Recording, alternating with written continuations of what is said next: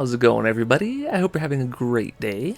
Today we're taking a look at how you can get over 34,000 capital peak points by attacking different bases for every single attack. So let's jump into these attacks and see what I am using and how, hopefully, you can replicate these attacks and get all of these points as well. Most of these attacks will be cleanups, and all of them in theory, would be against bases that have 6,000 points remaining. If you do that, you can get a score of around 36,000 points if all the attacks go according to plan. We're using the Graveyard Ground Spam strategy. This is my favorite variation of the attack, bringing in 2 Hog Riders and 2 of the Barbarians to help. I like to bring them just in case the Super Wizards get out in front of the army. You have at least some troops to stun or kind of get in front and tank for the Wizards. Because as soon as those Wizards go down, your attack is done. So we're also going to be focusing on taking out the Rocket Artilleries. That is the highest value defense you can take out on any of the bases, because a lot of times the rocket artilleries will target the giants, and then those shells, the rockets that they launch, will splash and hit your super wizards behind them. They are within range, so it's always good to create at least 2 groups, 2 main groups, so they can go through the base at different parts, so not all the wizards getting hit all at once. It's always good to also sprinkle in a couple of rams. A lot of times if you drop in like 1 ram every 1 or 2 seconds, the rocket artillery likes to target those because they are closer in its range.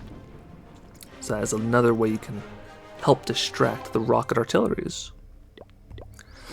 So now we'll focus on the attacks. We've got cleanup attack on the Dragon Cliffs. Definitely want to make sure that we take out the dragons first. As soon as you clear the dragons on the Dragon Cliffs are very, very easy to take out. Because really the only other threat to Hog Gliders, if you're using them, is the Blast Spell. As long as you sort of sprinkle in at least the first pack, that first Hog will glide and stun the defense. And as long as you have the heal spells over the bomb towers, you are good to go. Nothing left but destroying these last 2 defenses. And then of course the cleanup.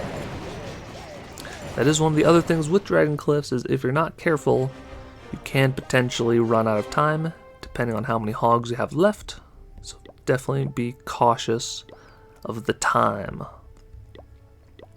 Next up is cleaning up the Builder's Workshop.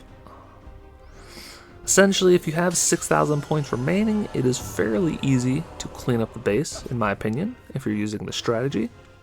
The only thing you really have to worry about is making sure that the graveyard spells are over the big splash targeting defenses. So here we're starting on the bottom left side of the base. For the Builder's Workshop specifically, I like to go clockwise around the base.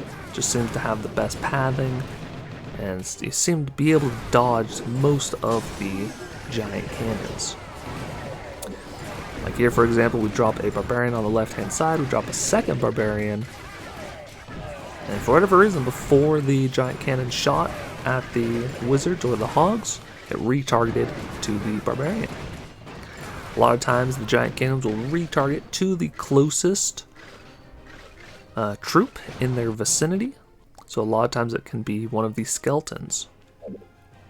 So it is a fantastic idea to drop the graveyard spells sort of behind the giant cannons, so that as they retarget, they will occasionally aim and shoot behind them, hitting almost none of their troops. So like there, kind of shot off to the side, hit the giants, no problem at all. And we saved a couple of troops for this back end. Right now the giant cannon is focused on these troops on the south of the base, so all the super wizards have enough time to just blast through cannon. And that is all she wrote for this base. Another fantastic cleanup attack. Next up, we'll be taking a look at the Wizard Valley. Another cleanup. For whatever reason, the Wizard Valley, when it's around 6,000, actually can get kind of tricky for whatever reason. Maybe it's just because I don't usually hit the Wizard Valley. But anyways, here we're setting up the 2 packs. One pack going down the core of the base, the other pack sort of going clockwise around the base, making sure to take out those giant cannons. Those are really the only threats left on the base. Had a couple of bombs hit the Super Wizards in the core. It's a little spooky. So now we're just focusing on the cleanup. I believe there's... yeah, this section of the base is going down, and then we have the skeletons versus the Hidden Tesla. No match at all. We even get a bonus of 133. So this would have been a completely perfect video had it not been for this clan, this Crystal One. They had some very sneaky bases. So here we have the 6,000 points remaining on the Skeleton Park, but everything is sort of packed in this back corner. And I guess maybe it's these multi-mortars, maybe it's the rocket artillery stayed alive. Not really sure what happened, but we'll see. Did not finish off the base, unfortunately. We have that rocket artillery that blasted all those wizards. That was probably the main thing. And yeah, unfortunately those wizards died. Oof, and that rocket artillery got off one more hit before it died. Cleaned out the rest of the hogs and damaged all of the giants. Those rocket artilleries, man, are nasty. Especially as we're getting, you know, more and more in time into the future. People are upgrading those rocket artilleries, which is a fantastic defense to prioritize if you're working on defenses. But I hope this video is helpful. Hopefully you can attack some different bases and snag those points and try to create a strategy when there are 6,000 points remaining. I hope you liked this video. If you did, I encourage you to like and subscribe. Helps me out a bunch. And there are a couple more videos on the screen if you want to keep on watching. Until next time, take care.